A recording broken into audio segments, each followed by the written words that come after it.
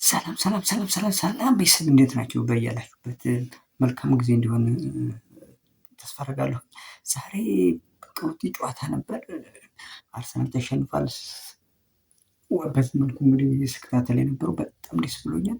እንቅልፌን አጥቼ ምናምን በቃ ተበሳጭቼ ላድር ነበር። ለማንኛውም በመጨረሻም ሰዓት ቢሆን ደስተኛ ሆኜ በቃ እንቅልፌን ለሽላለሁ። በመጨረሻም ቢሆን የ2026ን የአውሮፓ ሻምፒዮንስ ሊግ ፒኤስጂ በመለያ ምት በማሸነፍ እንግዲህ ዋንጫውን ለሁለተኛ ጊዜ አንስቷል። አርሰናል ከ20 ዓመታት በኋላ ዋንጫ ለፍጻሜ እንዲደርስም ጭራሽ ሳያገኝ ቀርቷል።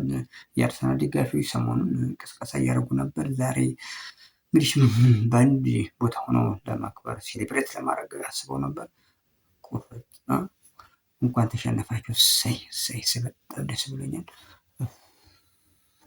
ሊበላ ሊዋጥ እሰይ ደስ ብሎኛል። ኤኒዌይ በጣም ነው ደስ ያለኝ አርሰናል በመሸነፉ።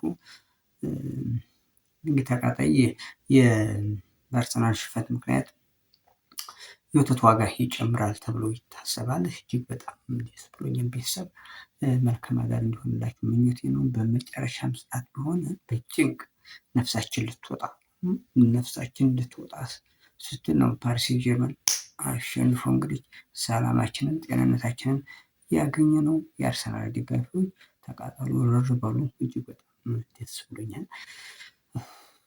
በዚህ መልኩ እንግዲህ ስከታተለው ነበር የቆየሁት። ተመልካቾቻችን በጣም ደስ ብሎኛል። እንግዲህ በየሶሻል ሚዲያው ያቺ ፔናልቲ አልተሰጠችንም ብለው የአርሲ ደጋፊዎች እየተንጫጩ ነው። ለማንኛውም በጊዜ ገብታችሁ ተኙ፣ እንቅልፋችሁ ላይ ሲበሉ መቼም እንቅልፍ አይወስዳችሁም።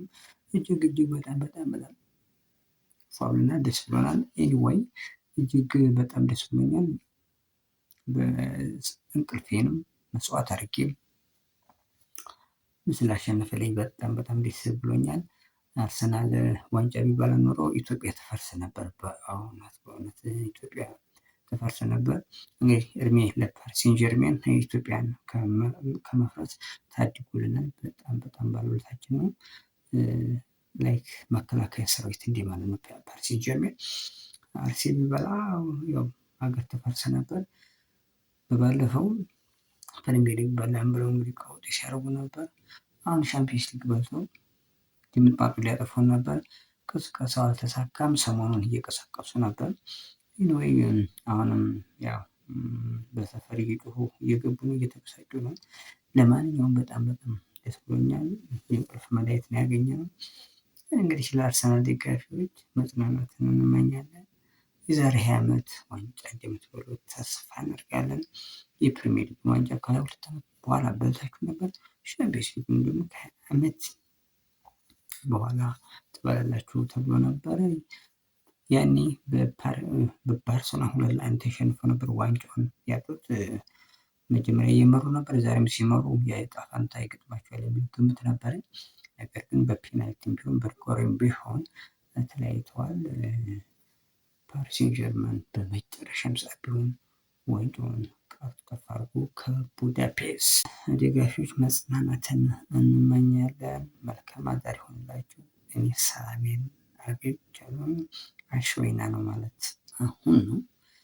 የአርሲ ደጋፊዎች ጓደኞችን በርታ በሉ፣ ጠንካራ በሉ።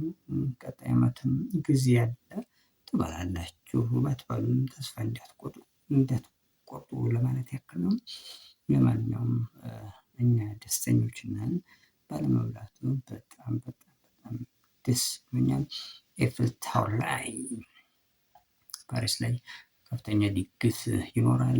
ለእያንዳንዱ ተጫዋች 1 ሚሊዮን ዩሮ ለፓሪስ ሴን ጀርሜን ተጫዋቾች ይሰጣሉ።